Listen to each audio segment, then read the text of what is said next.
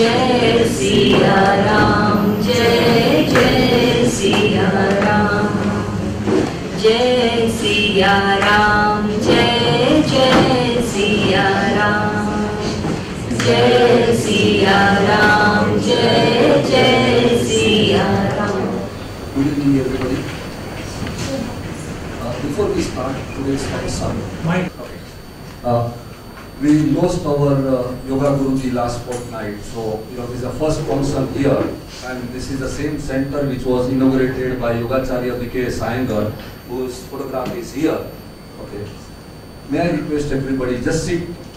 Can we observe 1 minute silence, please?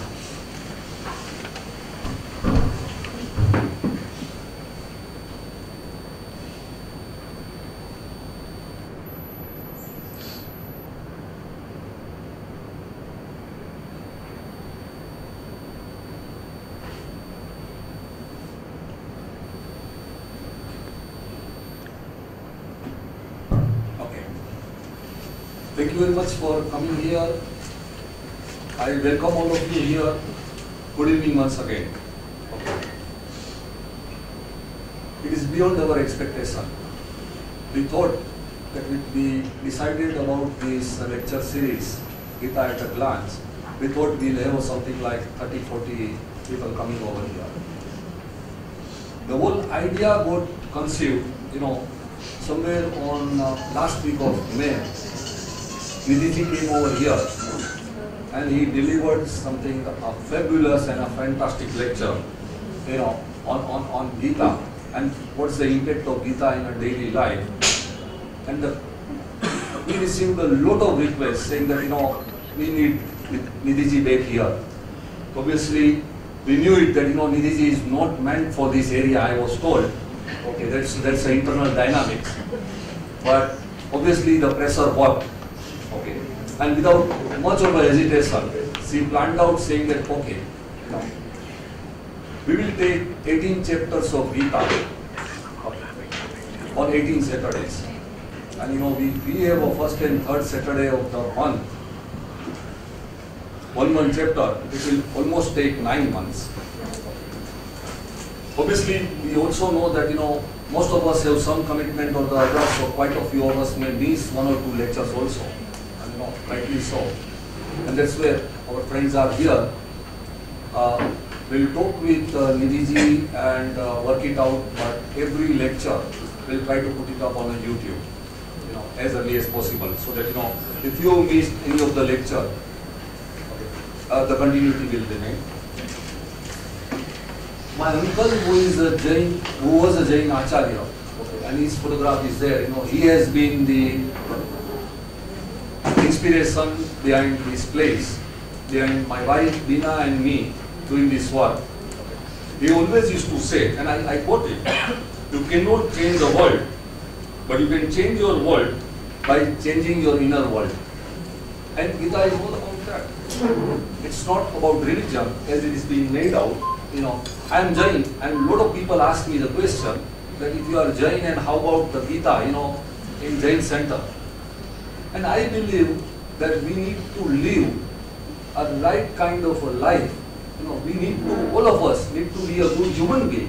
And that's what I believe Geeta teaches. I haven't studied honestly Geeta, and I'm sure that, all the 18 or 20 sessions, Nidhi, I'll be attending personally, so that, I can get a maximum benefit out of it. Okay. We are indeed fortunate. And I must tell you, despite her so busy schedule, and I know that Nidhi has been working, believe my words, if you compare who works harder, our Prime Minister Narendra Modi or Nidhi, I must tell you, and I have seen 1 or 2 of her mails also, written specifically to me. Okay, she works for 16 to 18 hours.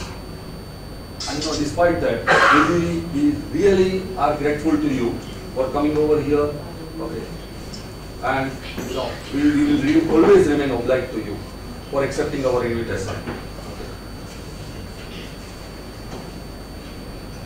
What we have also decided is that West Foundation is going to give one book on Geeta written by Swami Chinmayaji. It's a wonderful book, and Nidhi has recommended that book. Okay. Once this session gets over, you'll get a copy of that. We request you that take one copy for family. Okay. But if somebody wants 2 or 3 copies, don't worry about it. You can just pick it up. Okay. And what we request you is that, if possible, study the chapter, little bit in advance, so that what Nidhi teaches us, it becomes more meaningful. Okay. Before I conclude this, and before I request my colleague from Chinmaya Mission, Jayshree Rao, to introduce Nidhi ji, I'll be failing in my duty if I don't take 3 names. And obviously one of them, whether you like it or not, is my wife Beena. Okay. But there is Sunita ji. She has worked relentlessly. Trust me, I'm not sure. You believe me? I know her long time. She has worked relentlessly. I have seen her and Beena talking more to each other than what I and Geeta have spoken in last 30 years of our marriage. I am a bad husband. Please. So thank you, Sunita ji. Bharat bhai, despite your ill health, I know that how much support we are getting. Bharat bhai is from Sion. He is a trustee, vice president of Chinmaya Mission, as well as he is trustee of the Jain temple. Look at it, the great combination. Okay. And despite that, Bharat bhai, you have been really great backbone to us. So I think I'll be failing in duty if I don't say thanks to you. Big thank you to you. Madam, I request you. Thank you. We also should thank our Chinmaya Mission trustee for this zone, Shri Jagdish Bhai Thakkar. Maybe for this function he may not have been able to get involved much because he has been busy with some other duties which Guruji has assigned him. But he has been a backbone of Chinmaya Mission for many, many years in this area especially. So many, many thanks to him. Sahanavavatu, Sahano Bhunatu, Sahaviryam Karvavahai, Tejasvinavaditamastu ma Vidvishavahai. Om Shanti Shanti Shanti. Samasta Jana Kalyani Niratam Karunamayam Namami Chinmayam Devam Sadgurum Brahmaditvaram Vasudeva Sutam Devam Kamsa Chanuravartanam Devaki Paramanandam Krishnam Vande Jagadguru. There was once a speaker who was invited to a talk, and the person who was introducing him was very fond of him. So she gave a very flowery introduction, like you just heard. So when the speaker came onto the dais, he said something very interesting, which I also would like to say. He said, I have to apologize to all of you for 2 things. First, a lot of things which he said are exaggeration. Second, I really enjoyed listening to it. Today we are going to start discussions on the Gita. Bhagavad Gita contains 700 verses, 700 shlokas, divided into 18 chapters. It usually takes people about 2 to 3 years to study the Gita if they do 5 talks per month. 5 talks per month means 60 talks in a year. So about 120 talks is what average it would take for a quick teacher, or even more. And we are trying to do a crash course in the Gita by squeezing it into 20 sessions. So definitely we won't be able to go through the Gita verse by verse. We will understand the various concepts conveyed in the chapter, meaning it will be a bird's eye view. But if we really want to benefit from this whole exercise, because the study of Gita is definitely not an intellectual practice. It is not something that we do just to get information or just to know what is in the Gita. Gita is a transformational literature. Hence it must lead to transformation, and transformation is not going to happen by a superficial study of the Gita. Hence the request is that between the two sessions, you have 15 days. And Ajay Bhai has been very kind and generous to give the Holy Gita to everybody in their hands. Having got the book, make sure you open it between the 15 days. I'm not even saying study. I'm just saying open it, because the way Gurudev writes it, if you open it and look at any page, you will be then grasped. So I don't have to tell you to read, I just have to tell you to open. But make sure you go through at least that chapter which is done in the previous week, so that when we proceed further, you know where it is coming from, because it's a continued series. We are not going to repeat the basics again and again. So what we do in the first chapter is done with the first chapter. The second chapter is going to be a takeoff from there. The third will be a takeoff from there. So if I am not connecting these two sessions with my own personal study, it is not that I will not benefit from the sessions, but it may not lead to the kind of transformation that it can lead to. But if we make sure that we put this effort along with the lectures, then definitely transformation is guaranteed. There is no money back guarantee because we are not charging you anything. But there is guarantee. You will experience change. So first and foremost, it is important that we have Shraddha in the Gita. Unless and until we have Shraddha, unless and until we have faith, we cannot pursue anything. I am not talking the religious blind belief. I am talking about Shraddha.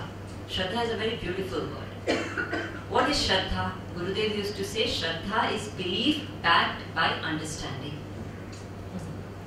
So a combination of trust and understanding together is called Shraddha.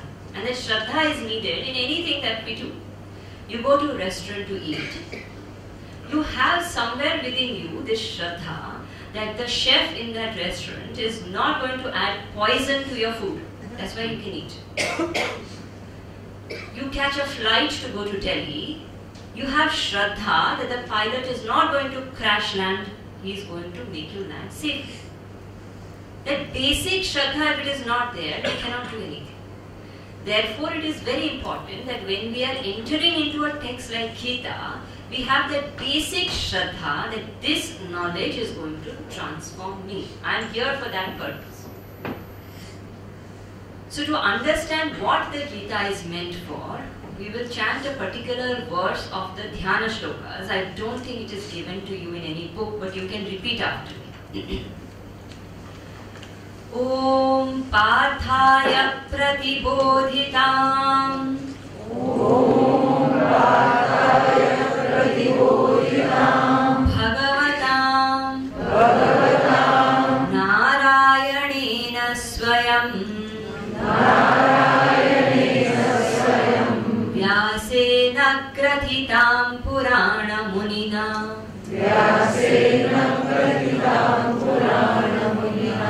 Madhye Mahabharatam. Advaitamritavarshini. Bhagavati. Ashtadashadhyayini. Ambattvamanusandathami. Bhagavad Gita Bhavatveshini.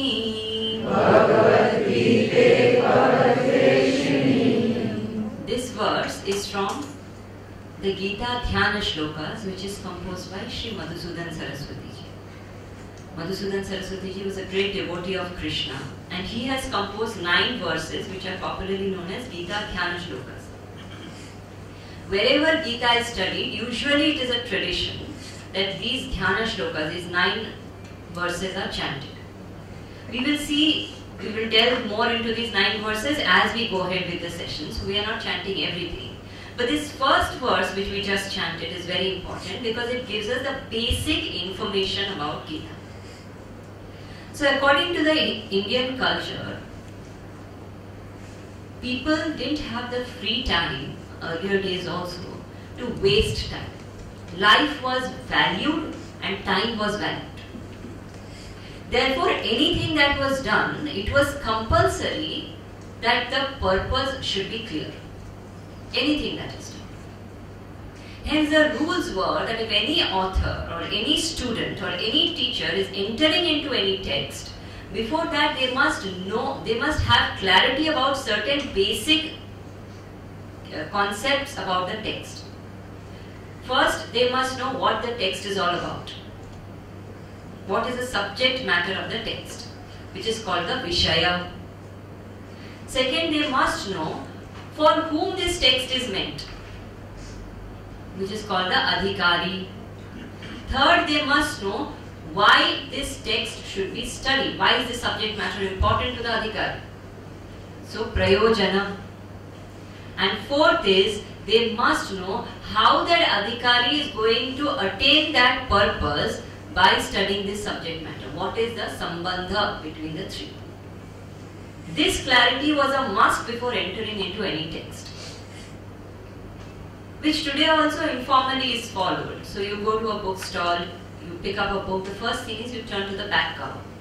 You see what is written on the back cover gives you the basic details of the book. And based on that you decide whether you want to buy the book or not. These details were more formalized in the earlier days. So even when we are entering into Geeta, it becomes important that we understand what these four aspects of the Geeta are. First, for whom is the Geeta? First it has to be for me, otherwise why do I want to even know any details? So here it is said, Parthaya Pratiboditam. Geeta is meant for Partha. Who is Partha? Partha is the name of Arjuna. This word Partha is by itself very beautiful. We will get into the word later. But who is Arjuna? One of the basic characteristics of Arjuna is that Arjuna, the word Arjuna means Rujutvat Arjuna. Means Arjuna is a person who is absolutely straightforward. There is no hypocrisy in Arjuna at all. If he is scared, he feels like crying, he does not care about who's looking, who's not looking, whether he's in the battlefield or where he is. He is weak and he accepts it. I am weak. And when he feels strong, he announces loudly, saying, I am strong now, I can fight. So absolute straightforwardness, transparent personality, first aspect of Partha. Second meaning of Partha, Pati Arthayati iti Partha. Meaning, he who seeks, him who protects. He who seeks, him who protects. Pati Arthayati iti Partha. Arjuna had this unique characteristic that he always sought him who protects. Who is that? Krishna. So the famous story of Mahabharata is that when Krishna was lying down, both Duryodhana and Arjuna went to approach him for assistance. Duryodhana sat on his head side and Arjuna sat near his feet. When Krishna opened his eyes, he saw Arjuna first and therefore he gave the choice to Arjuna, saying, Arjuna, since I saw you first, you choose whether you want me or my army. You can't get both. Duryodhana was so sure that Arjuna would choose the army because Arjuna had a smaller army. But Arjuna chose Krishna. That needs wisdom. So first characteristic of Partha is that he should be straightforward. Second is that he should be the one who always knows how to choose the best. Third meaning of Partha is Pruthaya Putra iti Partha. He who is the son of Prutha. Prutha is a name of Kunti and Prutha also means the earth. First, he who is the son of Kunti. Kunti is a lady who's she's one of those ladies who stands out in the Mahabharata. In the entire she's one of the strong characters. Throughout the Mahabharata, she lived a life which was extremely difficult. And she always tried to do what is right. So she got married to Pandu. And Pandu went and married Maitreyi. And he was more attached to Maitreyi. And because of that, One day he went hunting, he got cursed that if he touches a woman, he will die. Maitreya and Pandu could not control each other, but Kunti was the one who kept controlling. Ultimately, Maitreya and Pandu are the ones who lost control and Pandu died. When Pandu died, Maitreya very conveniently chose to sit on the pyre and kill herself. Kunti said, I will take responsibility of the children. She brought them up alone in the forest, and the way she brought them up, each one was a hero by themselves. So very, very strong character throughout. He is the son of such a mother. So third meaning of Partha is the person who has strength in himself, strength of character. Fourth meaning is Prutha, I told you, means soil, earth. So Pruthaya Putra could also mean son of the soil. Who is called the son of the soil? A person who fights for the land, for the welfare of the land is called Partha. So Partha was there to fight a war not because he wanted kingdom, because the welfare of the land was in overthrowing Duryodhana. And if you read the Mahabharata, the authentic version, you will understand how important it was to overthrow Duryodhana at that point in time. What kind of atrocities were happening? Leave aside big thing. You think just the way Duryodhana behaved. A person who does not spare his own brother's wife, how do you think he would be treating the other women in the country? He is now the king. You understand the power he has in his hand. A person who takes away, snatches away the land of his own brothers who very justly deserve it. Imagine what he would be doing to the farmers and the peasants and the other people in the country. Just think about the kind of atrocities. Person who can poison his own brother or put his own brother's house on fire, think what he would be doing to the rest of the nation. It's almost like a terrorist ruling the country. Therefore, it was important to overthrow Duryodhana. The war was not being fought to get the kingdom back to the Pandus, to the Pandavas. The war was being fought to overthrow Duryodhana and establish Dharma. And Arjuna, because he had taken up this war, therefore he was Partha.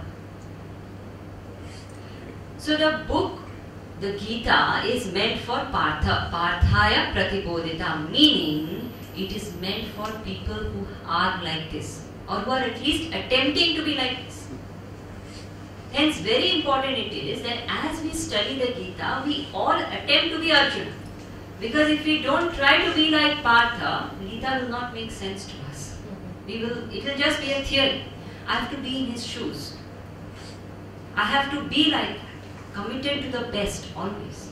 You will see how he was always committed to the best in every step, even when he broke down on the battlefield. We have to be the kinds who are ready to fight for a good cause, who are ready to sacrifice for something noble. And it may not be big sacrifice.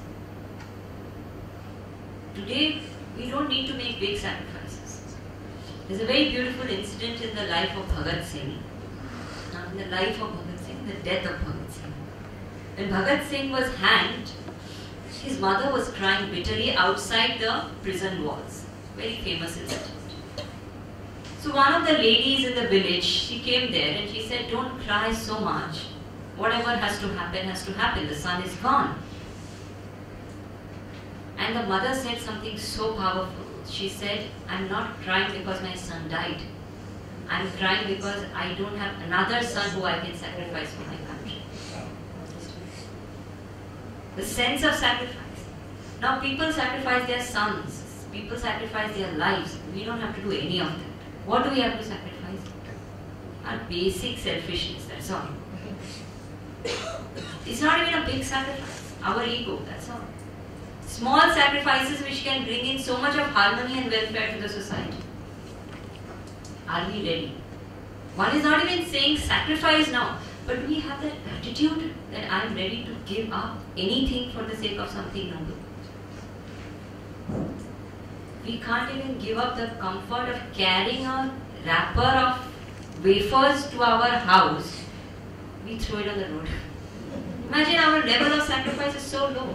We can't even do that much of a sacrifice. The inconvenience of carrying a wrapper home and putting it in the dustbin.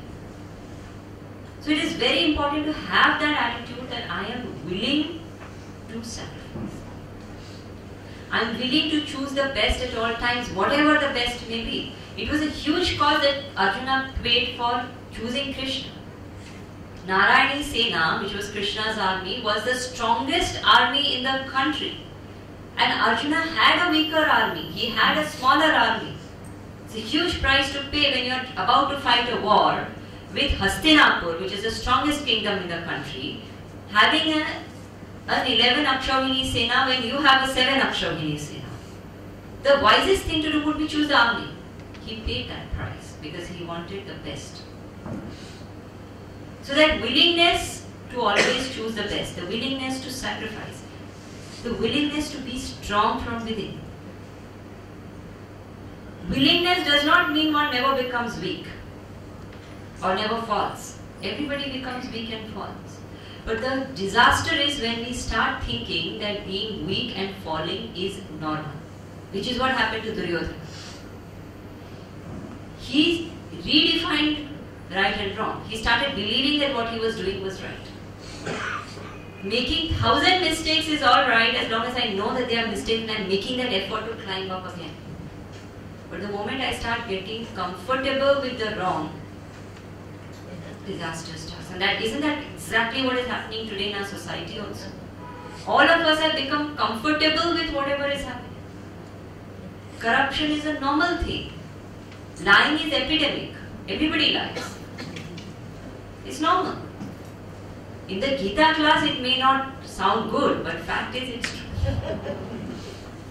I remember I was taking a Bal Vihar class and we were talking about dharma and how important it is to say the truth.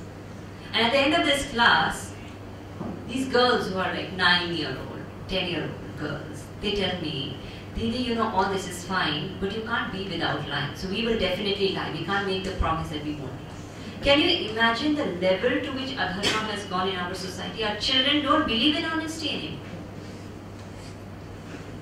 So it is important that we commit to dharma. We have that strength to live by dharma. Then we are partha.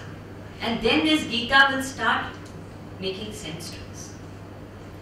So first and foremost, over these 9 months, it takes 9 months to create a child. It also takes 9 months to create a partha. So even if we can't live 100% of the Geeta and everything that is told, if we become partha from within, these sessions are successful. If we just manage to do that much. So partha is the adhikari. Parthaya pratibodhita. Now what is the subject matter of the Geeta? Before we go into the subject matter, who is the speaker of the Geeta? So it is said Narayanena Swayam. In Hindu culture, we have something called Prasthanatrayi. It is said that there are 3 texts which every Hindu and in fact every human being must study, irrespective of whether he is Hindu or not. Why? Because these 3 texts convey all the laws of life that you need to know in order to live an accomplished, fulfilled life. These 3 texts are Upanishad, Brahma Sutra and Bhagavad Gita. It's a must study. Out of these 3, Brahma Sutra is written by Ved Vyasji. It's a composition of Ved Vyasji written in order to clarify certain nuances of the Vedas. Very, very advanced text. One can't just read the Brahma Sutra. One has to know the entire Vedic knowledge to even understand what reference is being given to it. It's a very, very advanced text. Then there is the Upanishads. So we have about, some people say we have 108 Upanishads. Many of which are now extinct almost because very little effort was made to maintain the records. But there are 18 major Upanishads, 10 major Upanishads, out of which 18 popular Upanishads, out of which 10 are major Upanishads. Why these 10 are called major Upanishads? Not because they contain major subject matter. Subject matter of most Upanishads is the reality of life. But they are called major because they have become more popular than any others because Shankaracharya has written commentary on them. So these Upanishads, the Upanishadic literature in its entirety is said to have no author in particular. Because Upanishadic literature is revealed knowledge. What do we mean by revealed knowledge? Because the moment you say revealed, then you start saying that, that's why I don't come for spiritual. It's all about mysticism and revelations. But revelations are not about spirituality alone. Revelation is a scientific factor. Everyone sits under trees. What happened to Newton when he saw the apple fall? The law of gravitation was revealed to him. It's not mystical, it's scientific. Everybody took bath, but what happened when Archimedes sat in that bathtub? Eureka. Revelation. Understand? So revelation is when I make my mind quiet, the facts of the world, of the universe, which are already existent, get revealed to me. Upanishadic science is a revealed literature. And how we are sure it is revealed? If you read Western philosophy, a lot of advanced Western philosophers who have never studied the Upanishad or the Veda, if you read their literature, it is exact parallel of what is written in the Upanishad. In fact, if you read any religious literature, even Bible for that matter, ultimately there is somewhere where the fact of oneness which is spoken about in the Upanishad is pointed out in Bibles. Now how is it that all these masters, when they made their mind quiet, the same single truth was revealed to them? Because it's a fact of the world. It is not that Newton invented the law of gravitation, it's a fact of the world which was revealed to him in his quieter moments. Same way, the Upanishadic rishis, when they made their mind quiet through meditation, certain facts were revealed to them which were recorded as the Upanishads. So Upanishads are revealed literature. And usually therefore, because they are extremely subtle kind of principles which are spoken about in the Upanishads, the setup of the Upanishad is usually a discussion or a question answer or conversation between a spiritual teacher and a student. And this student is not an ordinary student. This student usually is a very, very advanced student who has done his premeditative thinking. He has reflected enough on the facts of life and he goes and asks a mature question to the teacher and the teacher answers and that is recorded as the Upanishad. That's usually the setup here. So the Brahma Sutra is the aphorisms written by Ved Vyasji. The Upanishads are revelations which are presented in the form of conversations between teachers and disciples. But it is only and only the Geeta which is directly spoken by Bhagavan to a common man. In fact, in the entire spiritual literature of the Hindus, you will not find a single other text where Bhagavan is speaking to a common person like this. There are many, many conversations between Bhagavan and his consort.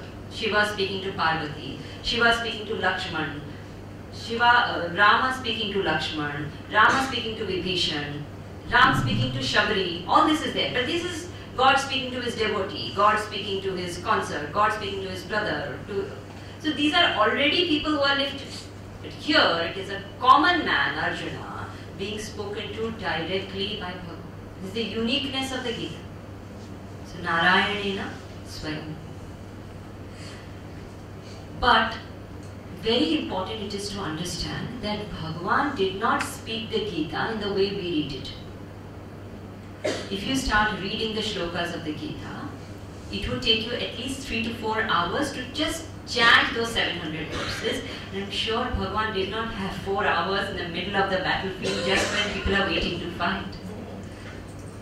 And obviously when Arjuna is upset, Bhagavan wouldn't have started chanting shlokas, right? He would have just spoken. And what he spoke, that knowledge was as it is converted into shlokas and compiled by Bhagavan Ved Vyasji. Vyasena Grathitam. So Ved Vyasji is the author of the Gita. Bhagwan is the speaker of the Gita. Partha is the listener of the Gita. What is the subject matter of the Gita? Advaita Mrita Varshini. That the Gita reveals the signs of Advaita. What do we mean by Advaita? Dvaita means duality. Dvai means two. Dvaita means duality. Advaita means non-duality. Non-duality, we will see a lot of it as we go into the Gita more. Non-duality principally means absolute oneness of the entire universe. Now, why should we learn non-duality? What is the difficulty if I consider myself separate from everybody else? There should be no harm. Now, we have to understand this principle very, very clearly. Why non-duality is important, why I should understand oneness to be my nature. There are three aspects in the universe. One is the world where we live, which is called Jagat. One is me, which is the Jiva. And one is Ishvara, the creator of the entire world and me. Gita and Advaita say that yes, all these three are there, but ultimately, in their essence, they are all one. Now, why do I need to know that they are one? Very basic practical benefit I will tell you. The moment I know that something is one with me, automatically conflict ends. There was one of our Swamijis. He was once approached by a lady. This lady had known Swamiji. The family was known to Swamiji for a long time, but they had not met. So now suddenly one day she walks in and says, Swamiji, I have to talk to you. So Swamiji says, yes, what happened? He says, I'm fed up of my husband. I'm tired of him. I have spent 25 years with him, but there is absolutely no change. He's the same person. He keeps behaving the same way. He throws a wet towel every day on the bed. He leaves a toothpaste tube every day open. And his shoe is always kept in the wrong place. His shirt is always thrown on the floor. I just can't handle it anymore. I want to leave him. So Swamiji said, okay, just sit down, calm down. Tell me, you also had a son. He was a little boy then. He must be a grown-up man. How is he? Oh, he's doing very well. He's now an engineer. Does he live with you? Yes, he lives with me. And Swamiji, his room also is no less of a mess. He's exactly like his father. He leaves his toothpaste tube open. He leaves his towel on the bed. He leaves his shoes in the wrong place. His shirts are all over the place. His books are God knows where. So the Swamiji said, well, why don't you leave him also? You're saying you want to leave your husband. Why don't you leave your son as well? Because they're exactly the same. So this woman gave a very wise answer. She said, because he is my son and he is her son. You understand, the moment someone is mine, I'm one with him, all their flaws become acceptable. Formalities don't matter, everything is forgiven. Harmony is instantaneous. We see it happening all the time in the society. The two people are having an argument and blah blah, and as they're talking, suddenly, they say, what is your name? You tell me. I'm going to complain to the police. They ram their cars against each other. What is your name? You tell me. My name is Dipesh Sa. Shah cho, Gujarati cho.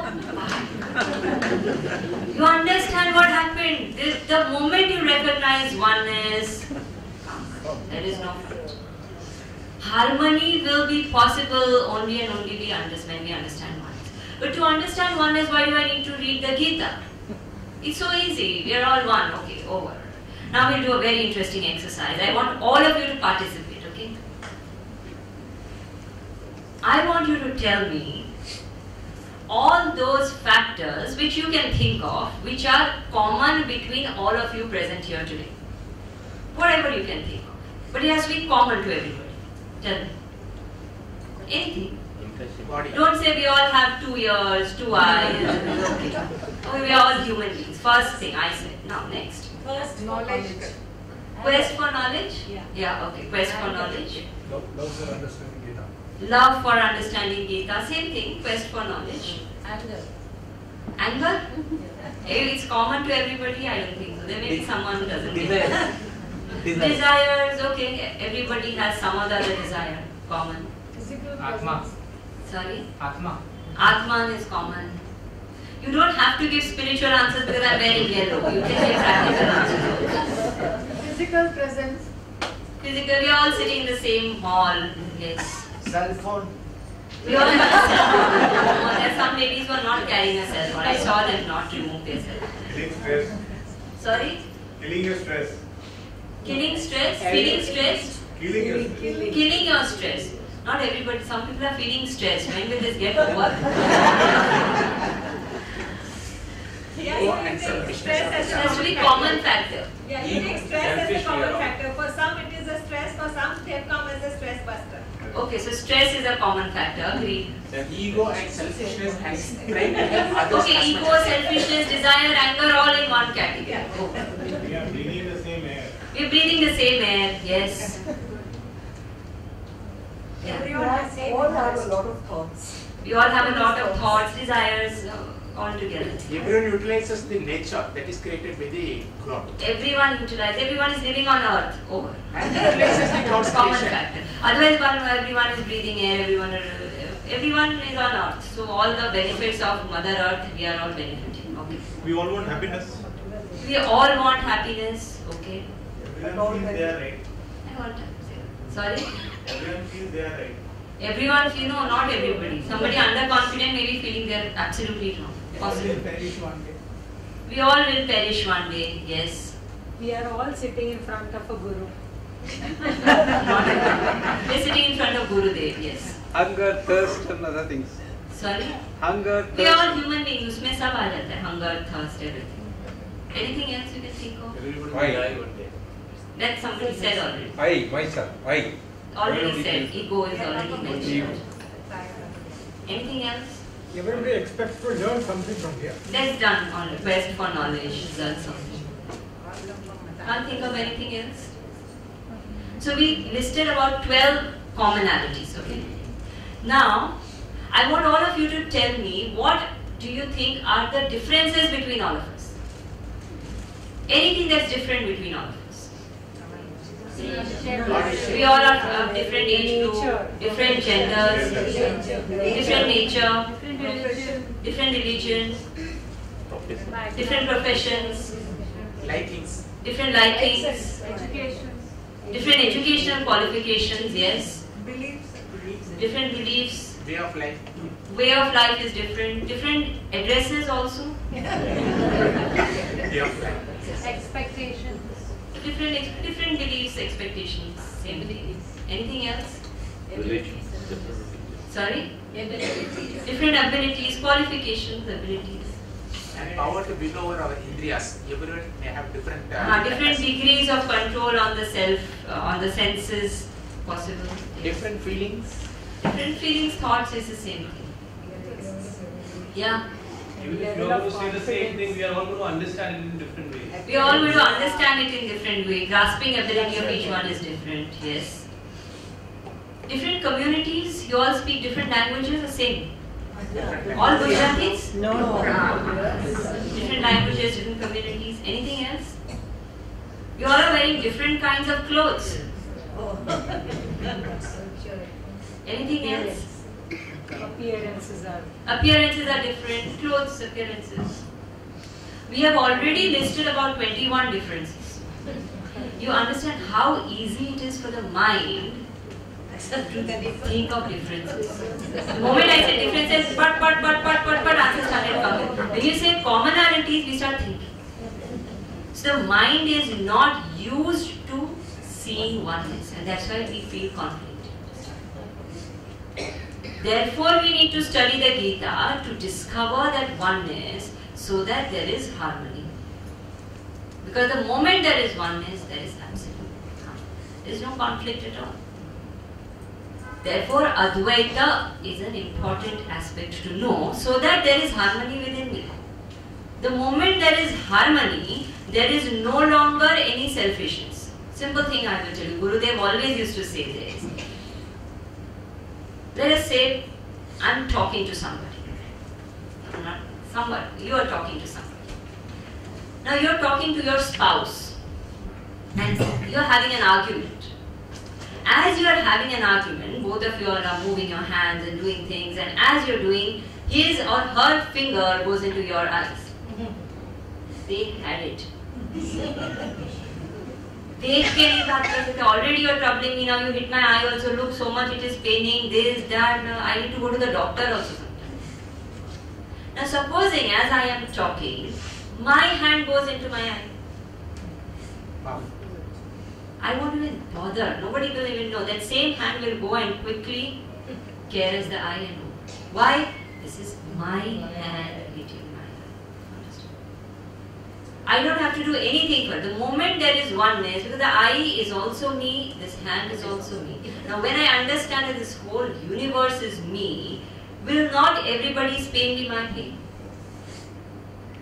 Will not caring for somebody will be natural? Will it be a favor, a service that I am doing to somebody? No, it's for me I am doing. Rubbing my eye is not a service I am doing to the eye. It's me. So the power of Advaita is I completely identify with the whole universe. That is the subject matter of the Gita. That is what Krishna made Arjuna understand. The moment he understood the oneness, all his confusions were cleared. We will see how those confusions got cleared up because of this oneness. That we will see a little later. The subject matter is Advaita. Now what is the purpose of studying this text? Why should I know Advaita? So it is said, Bhava Dveshini. Bhava in Sanskrit means to become. And we all suffer from this bhava. Lot of people, we hear it, bhava rog mein pad gaye hain, bhava sagar, bhavaranya, all these different words I used. What is this bhava? Bhava means to become. This tendency which I have today to become something is called bhava. Become what? All of us want to become something at all times. So either I want to become happy, or I want to become fit, or I want to become thin, or I want to become fat, or I want to become rich, or I want to become spiritual, or I want to become peaceful, or I want to become something. All of this. I want to become expert in Geeta, I want to become meditative, I want to become something. Everybody wants to become something or the other. This becoming seems to be an endless process from birth onwards. When I was a child, I wanted to become older. So all children think, when I go to high school, then life is life. In high school, we think, college is life. What is this school? When we go to college, we feel when I start having my own income, then only life will begin. When I have my income, I say, abhi tak shaadi nahi hui. What is the use? When you have shaadi, then bacha, then they go on, then grandchild, then grandchild's marriage, then it goes on. When I become that, then I will be happy. This is what our constant feeling is. Now, why do I feel that when I become something, I will be happy? Behind that thought, there is a fundamental notion that right now I am not happy. I feel I will become something and then be happy because right now I am not happy. I feel I will become something and be complete and fulfilled because right now I am not feeling complete and fulfilled. This sense of feeling not complete, not fulfilled, not happy in the present is what is making me compulsively want to become. There is no harm in becoming if I am doing it by choice. Today it is compulsive, like they have compulsive eating, compulsive shopping, compulsive drinking. There is something called compulsive becoming. I can't help it. I have to just keep on wanting to become something. And because of that, I have constantly always postponed my happiness. At no point in time I can say I am happy, fulfilled, done, over. I can say I am happy, I feel like the happiest man in the world today, but if this is there, then it will be better. This is the only thing left, Swamiji, one thing. That one thing is always there. There's some one thing in everybody's life. If that one thing happens, then and that one thing lingers on, postpones my happiness. So this tendency by which I postpone my happiness, because of which I am not able to experience bliss here and now, is called bhava. By knowing the principle of Advaita, bhava dvesha happens. This tendency to keep becoming is destroyed permanently. Thereafter, I do not want to compulsively become. I may still become different things, but it is not my need to be happy. I am happy and then I become. Right now, I think I become, then I will be happy, and that never happens. So here, Bhagavad Gita equips us to be happy and then become whatever we feel like. That's fine. So this tendency of becoming is going to be destroyed by studying the Bhagavad Gita. The moment this tendency of becoming is destroyed, that moment my sorrow, anxiety, stress, tension, fear, everything will be stopped. Because everything is rooted in this postponement of happiness. If I am happy here and now, there is no cause of sorrow. If I am happy here and now, there is no cause of anxiety or tension or anything. I am just happy here and now. So therefore, it will give me freedom from stress, anxiety, tension, limitation, fear, everything. And this freedom is called in spiritual literature as moksha. So first, because of the principle of oneness, Gita will equip us to live in this world in harmony. That is dharma. Because it will destroy my tendency of becoming, it will free me from anxiety, stress, tension, and therefore it will also give me moksha. So Gita will equip me in dharma as well as moksha. Do not immediately imagine moksha to be an after-death phenomenon. I already defined moksha. Moksha is freedom from stress, anxiety, tension, fear, limitation. That we all want. So to want moksha and dharma is the first qualification to study the Gita. Those of us who do not want to live in harmony or who do not feel the need to be free from anxiety will find Gita absolutely irrelevant. I'm sorry, I am making way for cutting down in the attendance, but it is important that those who are interested they sit through. So if I don't want freedom from my own limitations, my own stress, anxiety, freedom, Gita will slowly start seeming like what kind of philosophical theory is this? Many people, when they study the Gita, they study it only to know the philosophy. When they study it to know the philosophy, then they don't try to qualify themselves. And unless and until I am qualified, Gita does not translate into my life. So Gurudev had written in one place, when I say Gurudev, I mean Swami Chinmayanand.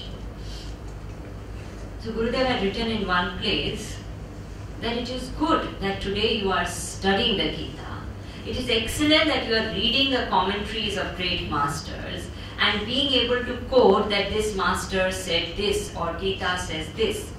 But the beauty will be when I say this is what I live. When my life becomes a commentary on the Gita, then Gita has fulfilled itself. So it is important that the life transformation happens, and for that I have to start preparing myself for the Gita. There was one great master, he was approached by a student, and the student said, Swamiji, is Gita a good book to read? And the Swamiji gave a beautiful reply. He said, that's not the question to ask. Question to ask is, am I good enough to read the Gita? We have to become good enough to read the Gita. In the scriptures, there's a very nice example which is given. I don't know how far it is true, but the example is very powerful. It is said the milk of a lioness can be stored only in a golden vessel, gold vessel. If you keep the milk of a lioness in a vessel of any other material, it will curdle immediately. It gets spoiled. So you need a gold vessel to store the milk of a lioness. It is said similarly, this knowledge of the Gita, of spirituality, needs a mind which is of gold. Such a mind will be able to hold this knowledge. So that level of purity, that level of single pointedness, that level of commitment is needed. It's just 20 sessions. It's just 9 months. If I can't take out 20 sessions, 9 months for my own evolution, not for anything else, and I still expect transformation, that is false expectation. I'm clarifying right in the beginning. That much commitment I need. Of course, everybody has emergencies, everybody will have some travel, some sickness, is fine. But try and be there as much as possible.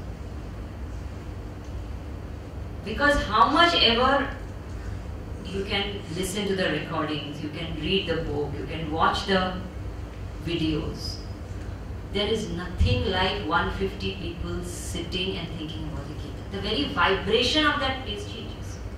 That is satsang. Understand that the life factor is not there in any equipment, any gadget.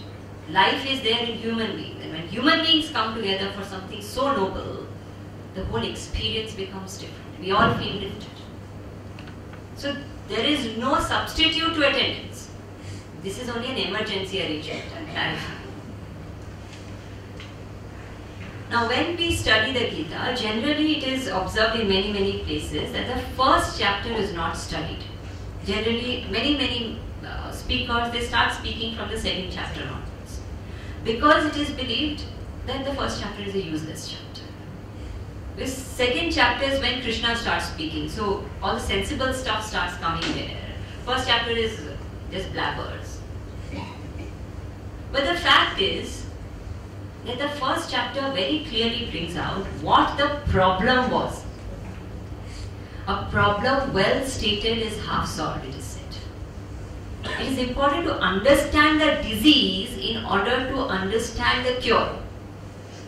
When we don't understand the disease, many times we wonder, many people ask this question, that look, Arjuna had lost confidence. He was despondent, desperate, he didn't want to fight, he was weak in the mind. All that Krishna needed to tell him was, don't worry Arjuna, I am with you. I am going to catch the neighbor. Krishna just needed to say that, don't worry, I am with you, you fight, you are going to win. That's all that he needed to hear, and Arjuna would stand. Why did Krishna start telling him Advaita philosophy? It doesn't make sense. I mean, any of your friends, if they are feeling low, you won't suddenly start telling them lectures on Advaita philosophy. Why did Krishna do that? We will understand why Krishna did that when we understand what Arjuna's problem is. And the problem is stated in the first chapter. We see a lot of medical mishaps happening today. A lot of it happens because of wrong diagnosis. The disease is not understood. There was one doctor, and the doctor said, the doctor had a patient. So this patient said that, doctor, today I'm very scared. Doctor said, why, what happened? He said, this other doctor opposite you, Dr. Joshi, he had a patient who was my friend.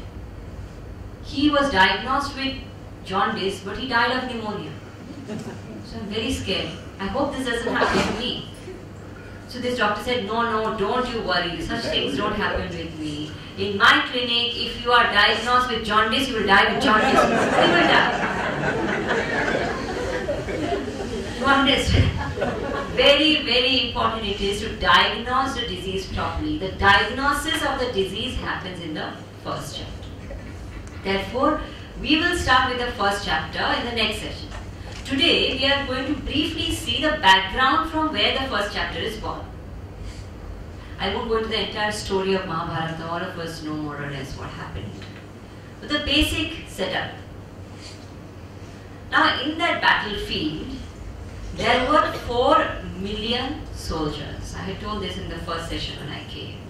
If you calculate 11 Akshauhini Sena on one side, 7 Akshauhini Sena on the other side, and the Akshauhini is defined. And there will be 10,000 soldiers on foot, and 10,000 soldiers on the horse, and 8,000 soldiers on elephant, and different permutations, combinations are there, which is the entire definition of an Akshauhini. If you sit down and actually total up 11 plus 7, 18 Akshavinis, it is 4 million people in one place. Even if in a stadium there are 4 million people sitting together, just sitting to watch a match, just imagine the kind of chaos which will be there in the air. Just they are breathing out together. Can you imagine? We require security. Now here, there were these 4 million soldiers who were not there just to sit and watch a concert. They were there to kill each other.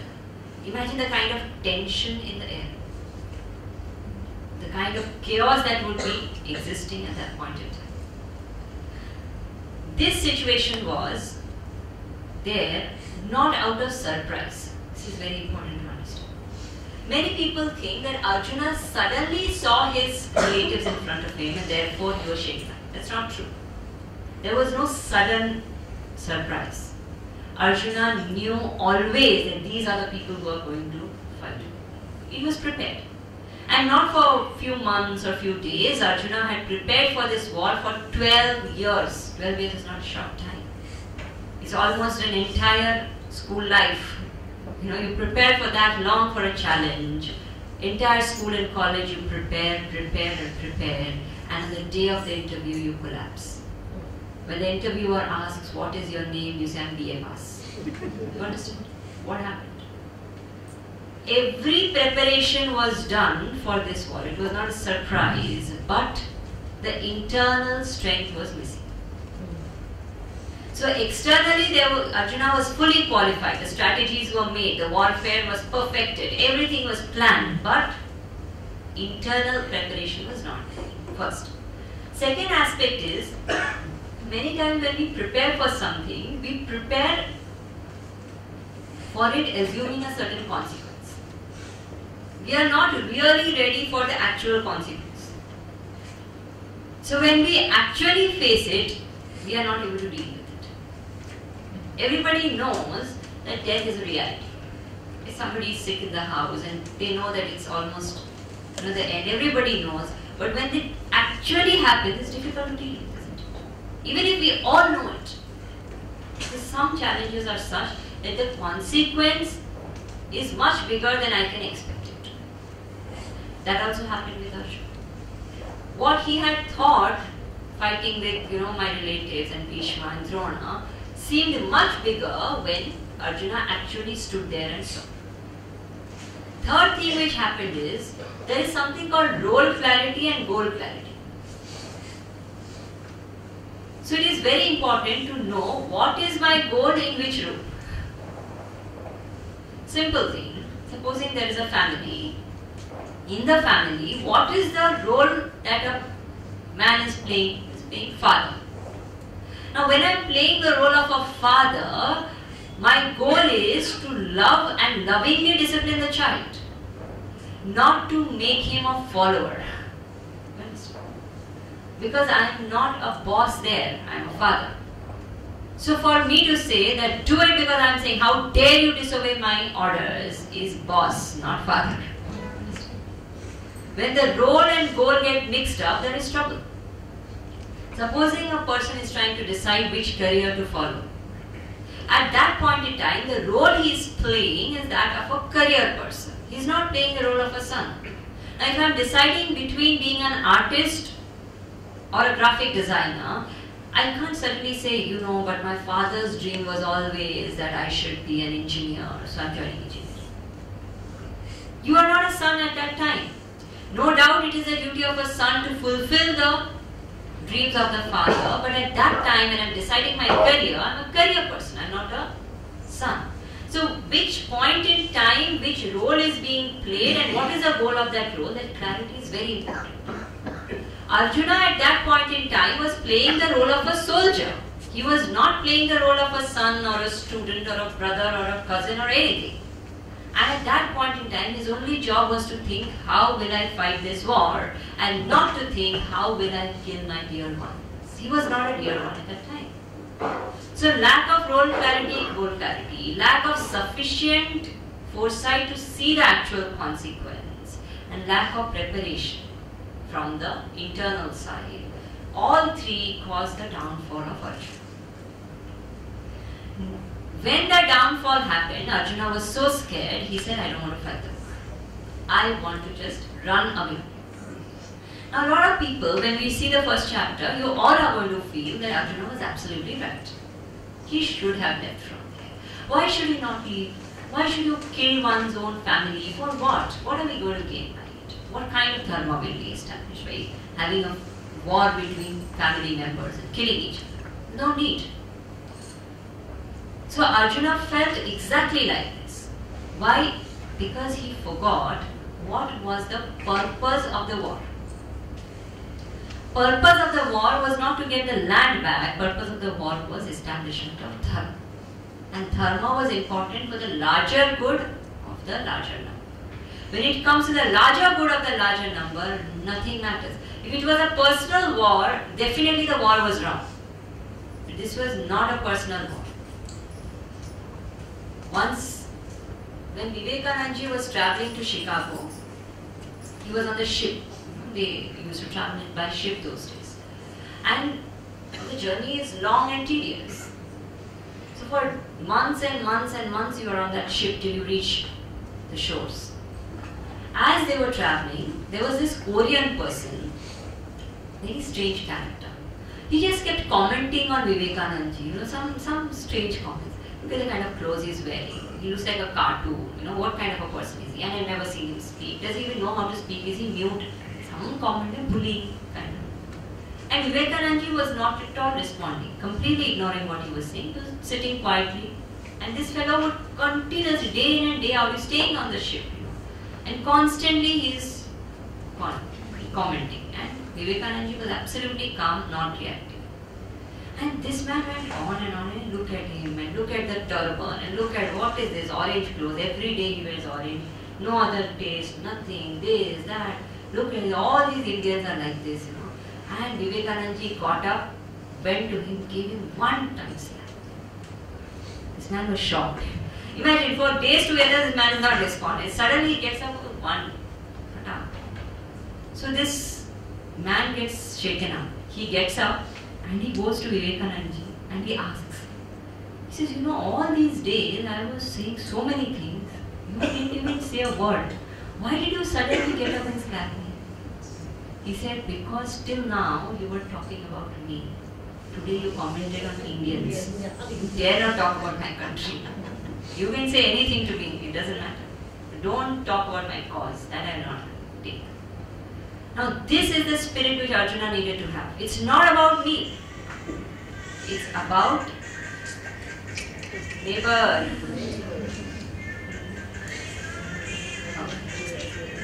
You pay attention. So neighbor will handle it. Right. So what? So the Arjuna just needed to think that this is not about me at all. He cannot say, I don't want kingdom, I don't want to kill. It's not about me. It's about the nation. It's about the society. And therefore, there needs to be this war. So that clarity was needed for Arjuna.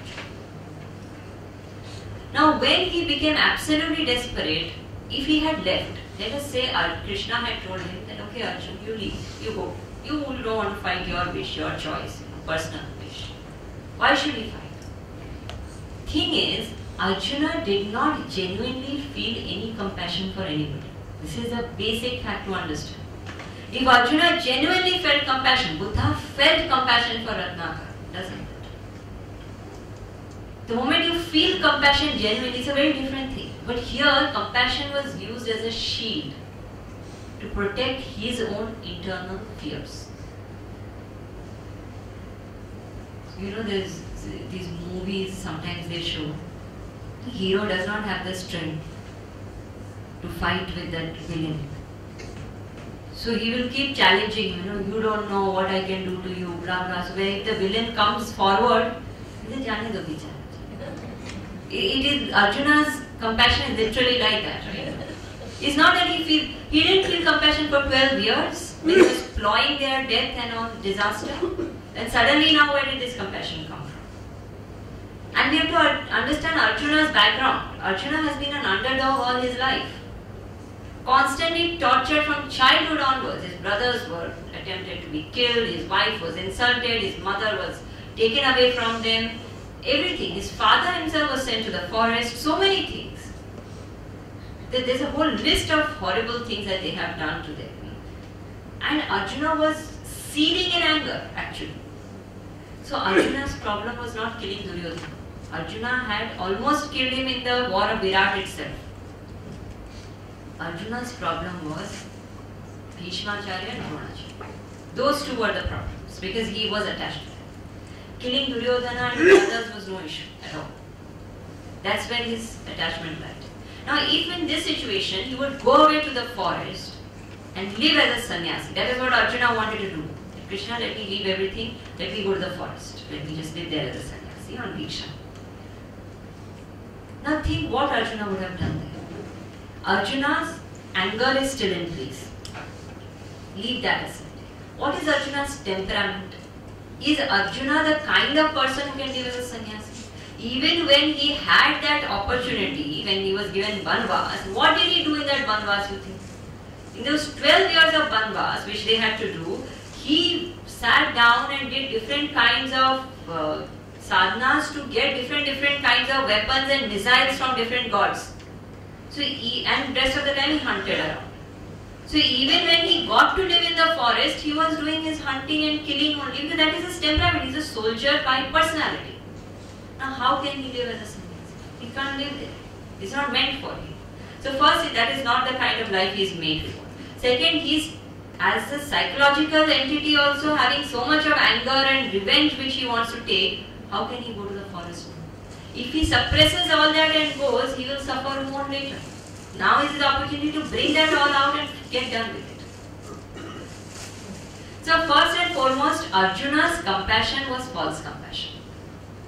Second, even if it was right, even if it was not false, it was misplaced compassion. This misplaced compassion is another very important concept to understand.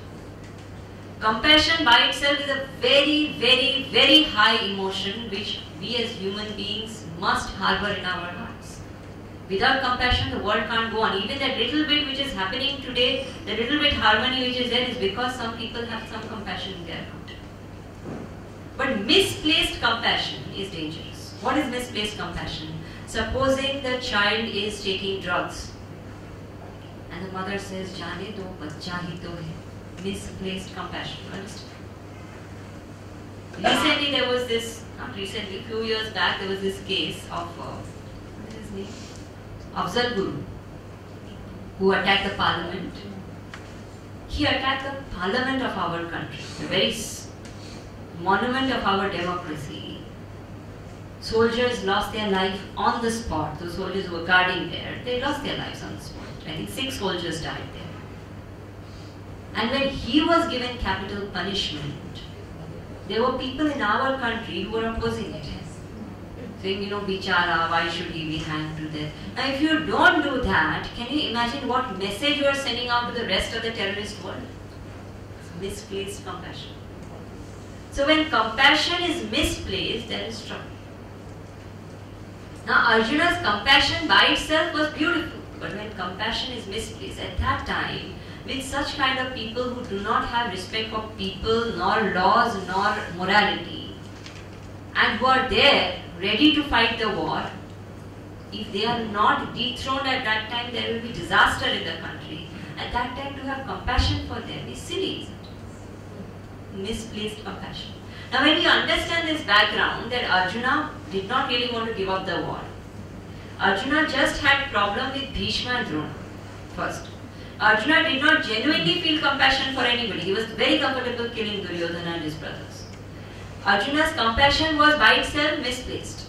And Arjuna could not have lived that life of a sannyasi if he had left, because he was not made for it and because he was psychologically not prepared for that kind of a life.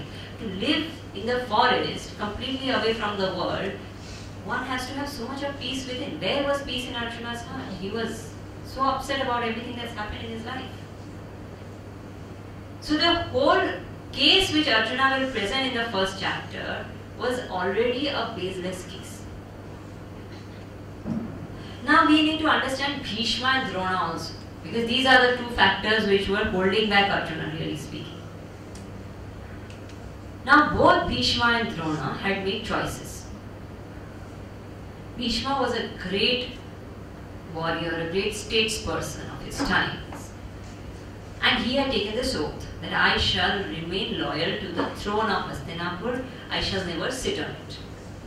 That was his oath. It's a personal oath. Times changed, generations after generations went by and times changed. Things became more and more complicated. The entire nation was looking for a capable leader. Because Pandu was not really capable. There was no choice in Pandu's case. Dhritarashtra definitely was not capable. Yudhishthira could not be given because of the injustice of Dhritarashtra. And Duryodhana was definitely not worthy. In such a situation, it would have been so beautiful if Bhishma said, okay, I will take up the throne. I will take care of the kingdom as long as I can. The whole problem would be solved because Bhishma then can easily hand over his kingdom, win his kingdom to Yudhishthira. Simple. Because the tradition in the kingdom of Hastinapur from the time of Ikshvaku Raja was that the king will not be chosen based on who's born first, the king will be chosen based on eligibility. Bhishma could have easily said Yudhishthira is eligible. As a king, he can take the decision. But Bhishma stuck to his personal oath and put the whole nation, the whole society at stake. That is a choice he made. While you take Krishna, Krishna also took a personal oath. I will not lift weapons. But when he saw that there was a situation where the cause needed him to compromise, he lifted that wheel and ran towards Bhishma. So he sacrificed his personal oath for the sake of the cause. Bhishma did not do that. He got attached to that personal oath. As what Vivekananda ji said, he said, if for the sake of the larger good of the larger number, we sometimes have to do something because of which we have to go through hell 1,000 times, it is still worth doing it. And that's the choice Krishna made. Forever we blame Krishna, when there is a discussion, Krishna says, why did he break the oath and blah blah, everybody discusses. We are not in that situation, but what's the harm discussing? We discuss. But Krishna made that sacrifice, he made that choice, saying, for the cause, it's okay. I will take that. I will break my oath. Bhishma did not. So Bhishma has made that choice to remain attached to his personal oath and sacrifice dharma, fight on the side of adharma. Similarly, Dronacharya has been constantly attached to his son, Ashwatthama.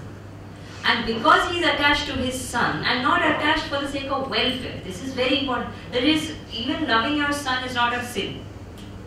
What is the problem is when the love takes the form of attachment. Attachment is when welfare becomes less important than want. Wanting Ashwatthama to be a good child, a good character child, get good education is fine. But wanting luxuries for Ashwatthama, why?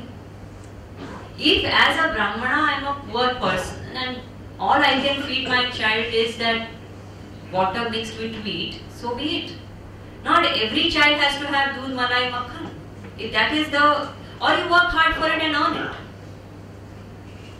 Now because he was attached, he went there to Drupad. Drupad insulted him. Because of that insult, then he got into that revenge. Now that is the second thing about Dronacharya. Why should a teacher ever use his students to revenge a personal insult? That moment he loses his authority as a guru. The guru is supposed to selflessly give. Guru is not supposed to charge a fees. That is why at the end of the education, the student willingly offers Guru Dakshina because it is not charge. Now here if he says, I taught you, you bring me this revenge, this charge. Literally it is fees that he is asking for teaching. Third, he got attached to Arjuna. A guru cannot get attached to anybody. Guru has to give knowledge like the sun gives light. He got attached to Arjuna. That is why he did that injustice to Ekalavya. So Dronacharya was a compromised man in his own ways. Bhishmacharya was a compromised man in his own ways, and Dharma Shastra says you compromise, you pay for it. One way of looking at it. Second way of looking at it, if you think that Dronacharya and Bhishmacharya both are great men of great prowess, then also they have lived a completely fulfilled life. Person who has lived a completely fulfilled life, when that person drops the body, it is not a matter of grief. It is like somebody who has continuously topped in college, graduates. Do you cry that he is graduating, or you celebrate that he has lived a life complete? In Ramayana, this description comes when Dashrath Maharaj passes away. Lord Ram is very, very disturbed. He's in the forest, he doesn't know. Then Bharat and all of them reach the forest and break the news, and Ram is broken down, he's just shattered. He's crying and crying and crying, and he's inconsolable. And at that time, Vasishtha Muni comes there and talks to him. This conversation is a very beautiful conversation, where Vasishtha Muni tells Ram that who are the people whose death should be grieved. So he says, somebody who has taken a loan and not paid back, somebody who has lived a life of adharma, somebody who has cheated on a spouse, somebody who has insulted his own guru, somebody who has killed other people, they're different. He says all these people are people whose death should be grieved because they got a human life, an opportunity to live by dharma, and they didn't do it. Failed lives. But a person like Dashrath Maharaj, who has lived such a fulfilled life, why should his death be grieved? His life is something to celebrate. His death also is a moment of joy that he lived. What a proud death, dignified death he died. Saying Ram, Ram, Ram, Ram, he died. And what better death can you get? Longing for Ram, he died. Where would he have reached? So, if Bhishmacharya and Dronacharya are considered great people, then their death should not be grieved because they have lived their life. If they are considered people who have compromised, then their death should not be grieved because you live adharma, you have to pay for it. So either ways, what has to happen has to happen. In short, there is no reason to grieve. So having created this background, now we will see how in the first chapter, different people respond differently to the situation of the Mahabharata and what really the psychological problem of each one of us is. We will start understanding that in the next session. Do we have the date? What is that? 20th? So 20th of September is our next session.